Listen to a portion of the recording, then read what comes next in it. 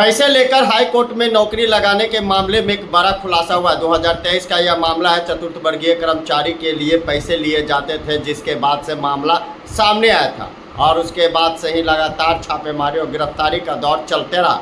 लेकिन सबसे बड़ी खबर जो निकलकर सामने आ रही है कि पटना हाईकोर्ट में नौकरी लगाने के नाम पर जो पैसे लिए थे गिरोह, उनका पर्दाफाश हुआ और कई लोगों की संलिप्तता इसमें पाई गई है और गिरफ्तारी भी की गई है। कोतवाली थाना अंतर्गत यह मामला दर्ज हुआ था और दर्ज होते ही पुलिस की टीम लगातार छापेमारी कर रही थी। छापेमारी के दौरान कई ऐसे सबूत भी हाथ लगे और कई अहम दस्तावेज भी हाथ लगे, जिस पर पुलिस ने निशानदेही पर छापेमारी कर कई लोगों को गिरफ्तार भी किया। क्या कुछ करे पुलिस अधिकारी, जरा वो सुनिए।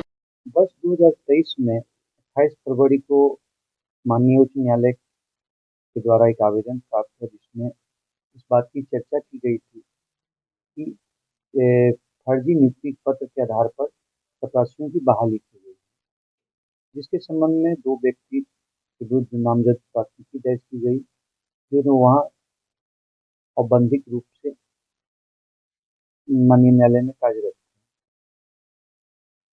जब अनुसंधान प्रारंभ किया गया, अनुसंधान के क्रम में दोनों व्यक्ति गिरफ्तारी से पूर्व एक व्यक्ति जो उसमें सिंटू कुमार थे, उनकी मृत्यु हो चुकी थी और एक अन्य व्यक्ति जिनका नाम श्रवण कुमार था, वो अब तक फरार हैं। लेकिन अनुसंधान के कई सारी बातें सामने है कि ये दोनों, एक लड़का जिसका नाम सुभाष चंद्र बोस, और ये अपने कई नामों से जाना जाता है, ये व्यक्ति सुभाष चंद्रवंशी, गार्ड साहब के नाम से जाने वाला व्यक्ति, इसमें इसकी मुख्य भूमिका थी। जो भी फर्जी कागजात बनते थे, स्टैम्प पेपर, आई कार्ड वगैरह वगैरह, ये सुभाष चंद्रा ही बनाया करता था। जो इसकी गिरफ्तारी के बाद इसके घर से भी कई फर्जी कागजात बरामद किए गए हैं पुलिस के द्वारा, और इसने इस बात को कबूल भी किया है कि फर्जी कागजात बनाकर नियुक्ति लोगों की करवाता था, जिसके क्रम में वो पकड़ा गया। जो 2 लड़कों की इसने बहाल करवाया था, जिसके कारण ये प्राथमिकी दर्ज की गई। 2022 से शुरू हुई थी, जो 23 तक चली। के बीच में इसने किन लोगों को बहाली कर सकती जांच की जा रही है।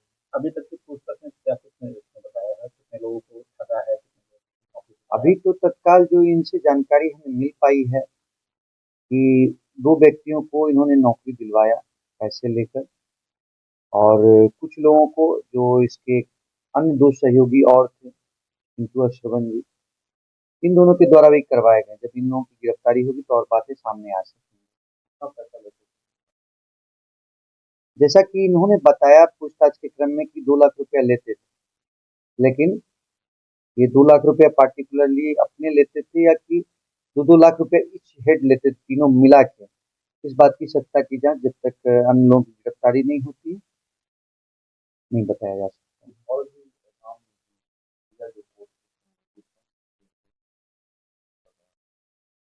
ये अभी अनुसंधान में है कि अगर बताने के बाद हमारा अनुसंधान प्रभावित हो सकता है, इस कारण नहीं। पटना हाईकोर्ट में